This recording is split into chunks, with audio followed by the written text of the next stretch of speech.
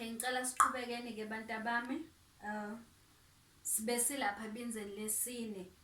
Namuhla siphezu kwamabhilidi, izinqanawe ezikhothamayizi phezulu. Siyazi ukuthi ma ikhuluma imbongi ikhuluma ngebhilidi, kuchaza ukuthi ususesicongweni.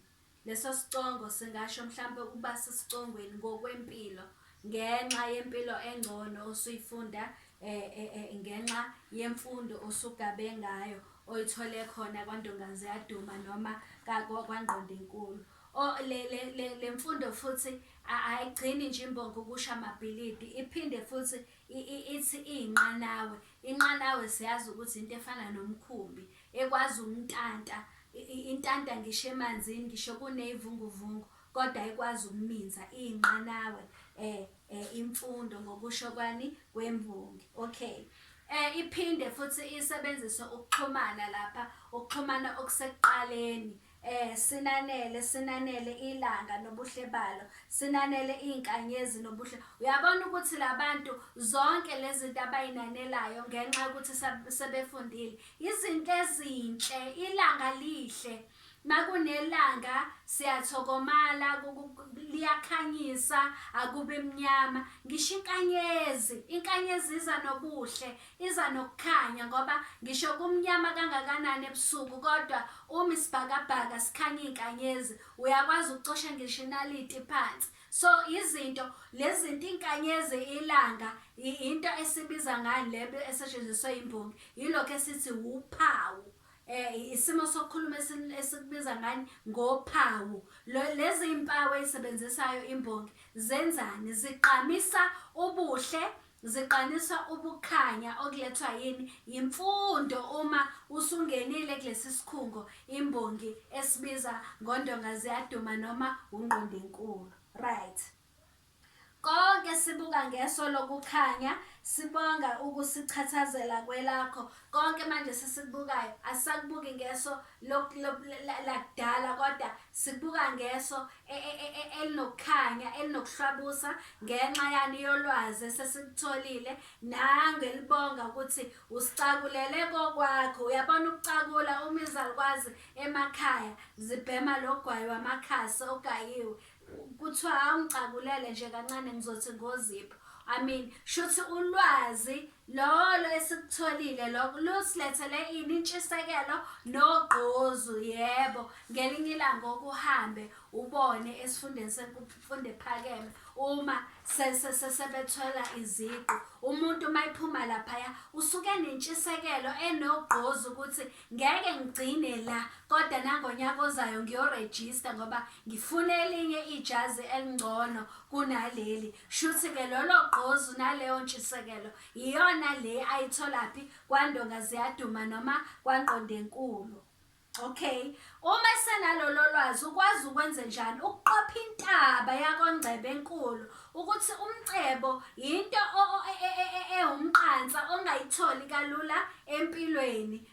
Uyithola kuhle wena owabona umuntu eqopha intaba. Ngakho lobu bunzima bokufika emcebweni kusuke sekulula ngoba ngemfundo usuke usunawo amathuba okuphila impilo engcono. Usuke futhi usunazo izinto ezingakwenza ukuthi ufinyelele kalula emcebeni, okuyinto engatholakali kalula njengoba isho imbongi ithi ukufika kwaNgcebo enkulu ikufanisa nani? Nokuqwala intaba. Okay, isho lapho igcine ithi lapho usizo lomuntu lukhona. Esikhathini esiningi-ke vele bantu bami siyazi ukuthi imfundo yilapho umuntu nomuntu esizakala khona. Okay, asiye ebinzeni-ke lokugcina-ke manje. Noma sisalinda ukuvuleka kwalezo zicabha zesigodlo, sishilo ukuthi isigodlo indawo ehloniphekile, indawo ongangenwa noma ikanjani, indawo enemithetho yakhona. Sasho safanisa ukuthi esigodlweni senkosi kubizwa ngani? Ngesigodlo, ngoba isigodlo nje indawo ehloniphekile. bathi-ke abanye basalindile, abanye abakakwazi ukungena. Baningi abasengaphandle abasafisa ukungena ngaphakathi. Kodwa uma wonke umuntu eyogcina engenile kulesi sigodlo esisigodlo sakomfundo, iyasho imbongi laphayana, kusho ukuthi lapha iyashintsha ibe nomoya wani wethemba ukuthi kwalezo zicabha zesigodlo uma zingavuleka, zonke izandla ziyogcwala zigcwalise izinqolobane zesizwe. Siyazi ukuthi inqolobane into ebaluleke kabi ngoba kuqala bekuthi maqedwa ukuvunwa emasimini kumbiwe izinqolobane. Uma kahle ukudla kuvunmile kunenala esizweni, bengibiwe iy'nqolobane, lokhu kudla kuthathwe kufakwe laphi ezinqolobaneni, ukuze kuthi makufika ubusika lapho sesingasakwazi ukutshala khona nokuvuna khona, sihambe siyotapa enqolobaneni ukuze indlala ingasikhungathi. Nalapho-ke kuthiwa uma kungavuleleka wonke umuntu akwazi ukufinyelela la kwaNdonga Ziyaduma emfundweni noma kaNgqondenkulu, isizwe siyogcwala siphuphume. Wena owabona izinqolobane zokudla, siyogcwala amakhono, sigcwale ulwazi, sigcwale zonke izinto esiy'dingayo okothi ngelinye ilanga uma sizifuna sikwazi ukuyozithatha, ngoba bonke abantu bayobe sebenolwazi olwanele, sebefunde bagogoda kwaNdonga Ziyaduma noma kwaNgqondenkulu. Okay, right. Manje ithi imbongi-ke, lwaze lwamnandi ubisi, yinzwa leyo. Imbongi isebenzisa inzwa yokunambitha manje ngoba ubisi uyabo into oyidlayo oyinambithayo, ubumnandi balo ngathi uyaluzwa nawe ukuthi lwamnandi lolo bisi lwezinkomazi zakho. Wow, lezi nkomazi kungayini? Kungabafundisi abatholakala khona kwaNdonga Ziyaduma noma kwaNgqondenkulu. Ibona laba ababizwa ngani? Ngezinkomazi. Okay, ngoba ibona bakhipha ini? Ubisi. Okay, lezi nkomazi akuzona nje noma ezinjani inkomazi, kodwa ezinjani ngokwembongi? Esimabele made okwensengakazi. Nalapho ngishilo ngathi ungacabanga ukuthi igrama uyisebenzise kuphepha 2. Mawungazi amagama aphikisanayo ngeke uzuyazi insengakazi, ngoba insengakazi iphikisana nani nesigqala. Inkomo eyinkomazi ihlukana kabili, khona eba insengwakazi ehudula ibele, leyo inobisi oluningi. Inobisi oluningi luze lusengelwe phansi, ngoba malingancelwa inkonyane ingahuda ize ife inkonyane ngenxa yobisi olukhishwa insengakazi. Isigqala ile nkomo engenalo ubisi oluningi. So bathi labantu abafundisa kaNgqondenkulu noma kaNdonga Ziyaduma babafanisa nezinkomazi, hhayi inkomazi nje kodwa izinkomazi ezimabele made, kuhle kwani kuhle kwezinsengwakazi. Kusho ukuthi basuke benolwazi oluphuphumayo, kuhle wena owabona imbele yani yensengwakazi. Okay, yezimbaya zasendulo, izibaya esasiphila ngazo kudala, sisasenga, sisaphila ngemfuyo. Okay, ongathi ungatshinga naleyo mikhonto esagcwele igazi, nalaba abangakakhanyiseleki ukuthi manje asisalwi ngokucibana ngemkhonto ngezibhamu nani, kodwa sesilwa manje ngemfundo ukuze sibe nolwazi, ulwazi okuzoba yikhali zethu esikwazi ukwenza njani ukuphumelela ngazo. Ilanga liqhakaza ukuqhakaza, labo qha ifana msindo lelo esingathi ifana ngwaqa. Ifana ngaqa liqhamisani. Yebo, angithi sishilo ukuthi masu obuciko lawa asetshenziswa imbongi asinikeza umgqumo omtoti aphinde futhi agqamise into ethize efuna ukuvezwa imbongi enkondlweni yayo. Asizwe ukuthi leli fanangwaqa ligqamisani. Ilanga liqhakaza ukuqhakaza sithakasela ukuba munye. Uyabona makuqhakaza into mayiqhakaza isuke mhlawumbe imbali, ake ngithathe ngembali. Imbali mayikade mhlawumbe ishiswe kakhulu ilanga iyabuna, kodwa uma uyichelela iyaqhakaza ivuke. Okay, nale mfundo isenza siqhakaze, sijabulela ukuba munye, ukuthi awubona abantu ngendlela yokuthi ubacwase ngoba usufundile, usufundisekile. Esigodlweni kwaNdonga ziyaduma, kulesi sigodlo lesi esishilo ukuthi indawo ebalulekile, indawo enesizotha engangeni noma ubani. Imbongi eyibiza ngobani? ngoNdonga ziyaduma. Ngicabanga ukuthi khona-ke okuzwile. Mase sesiqeda-ke mntanami, ake ngikunikeze imibuzo mhlampe engikusethele yona. Namhlanje ngeke ngenze umbuzo omude, ngizokwenza umbuzo omfushane owu-10 marks. Siyazi ukuthi imibuzo ihlukaniseke kanjani. Ngike ngikuchazele ukuthi u4 marks kube umbuzo lula, then u4 marks kube imibuzo ephakathi nendawo, bese kuthi u2 marks wokugcina kube umbuzo othe thuthu ngezinga. Right.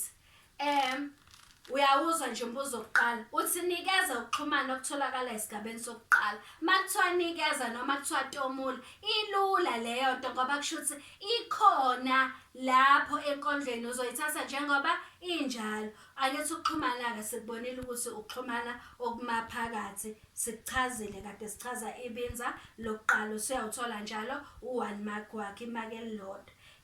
Umbuzo wesibili uthi chaza kafushane ukuthi ukusetshenziswa kwegama ithala kukwelekelele kanjani ukuqonda indikimba yaleli binza.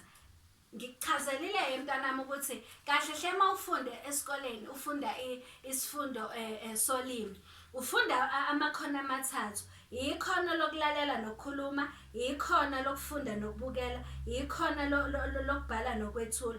Bese kuthi leli khono lesine okuyikhono lokusetshenziswa lezimiso nokusetshenziswa kolimi, ikhono lesine lingena kuwona wonke lamakhono omathathu. Chaza ukuthi ulimi kufanele ulazi, uthanda ungathandi, ngoba wonke lamakhono lawo okwamaphepha kahle hle kuwemfundo webanga la grade 12, ngoba unephepha lokuqala, uphepha 1 okuyiphepha lolimi, ngithi ube nephepha lesibili leli esilenzayo, bese uba nephepha lesithathu. Wonke lamaphepha uyalidinga ulimi, ngoba uyabona uyambuzo mawuthi chaza kafushane ukusetshenziswa kwegama ithala ukuthi kulekelela kanjani ukuthi uqonde okushiwo yileli yabinza, indikimba yaleli yabinza. Shuthi faneke wazi kahle ukuthi yini ithala. Uma ungalazi ithala ngeke ukwazi ukuphendula lo yambuzo.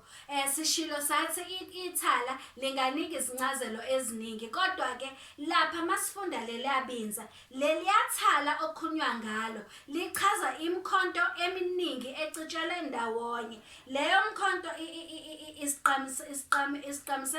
isiqamisela ukuthi abantu belwa ngemkhonto, belelwa impilo engcono kuqala, ongasafani manje nani nempilo engcono elethwe yini, elethwe yimfundo. Uyingakho imbongi ithe yona leyo mkhonto isiyaqwala, sayibeka ithala yaqala ngoba asisayisebenzisi.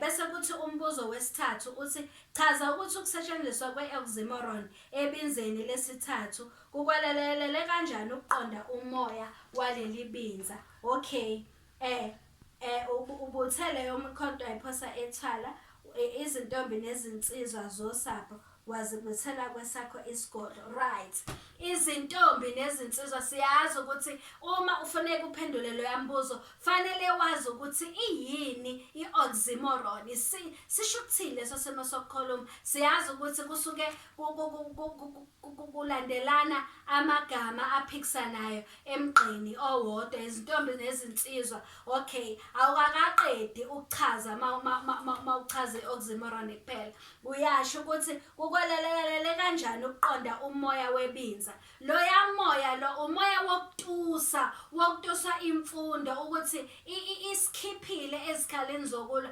yaqoqa izintombi nezinsizwa yasiqoqela esigodlweni esodwa. Lokho kuqhamusa umoya wani wokujabula wokutusa noma wokuncoma ngobani imfundo leya oxymoron iqhamisa ukuthi imfundo ayikhethanga ibala lomuntu, ayikhethanga ukuthi owesilisa lo wesifazane, kodwa wonke umuntu kungaba owesilisa kungaba owesifazane, kodwa imfundo ibuthela abantu ndawonye esigodlweni sabo yabenza benze njani bafunda laba abafisayo ukufunda bengacwasiwe ngokobulili babo. Okay, shuthi ke leyo oxymoron kahlehle isiqhamisela lokho kulela binza. Nomoya iqhamisa lowo moya lowo wokuthakasa wokutusa imbongi itusa okwenziwe imfundo. Right. Number 4, kungani imbongi isebenzise uphawu lolu oluyisimo sokukhuluma ebinzeni lesine. Angithi lo lapha kukhulunywa ilanga, kukhulunywa izinkanyezi. Siyazi ukuthi lolo phawu litshengisa ini? Ukukhanya, ukukhanyiseleka ukuthi abantu mase befundisekile kuyabusuka inkungu emehlweni abo, khona izinto ezintsha abazifundayo, bayakhanyiseleka, ngisho ikusasa labo liyaqhama. Ilanga lingasho ukugqama ngezinto eziningi, lingasho ngisho ukuthokomala ukuthi ngisho noma ngabe abantu bebephila impilo engenakho ukuthokomala, kodwa imfundo ibalethela ukuthokomala nangakwempilo. Noma ngabe kusuke kumnyama kanjani empilweni zabo, kodwa kuqhamuka izinkanyezi ezilethwa yini? Imfundo. Ngakho leya phawu luqhamisa ukukhanya nenqubekela phambili elethwa yini? Imfundo. Okay, mase kuthi umbuzo wokugcina uthi phawula ngokusetshenziswa kwenzwa ebinzeni lokugcina. Ake sizwe ukuthi iyiphi le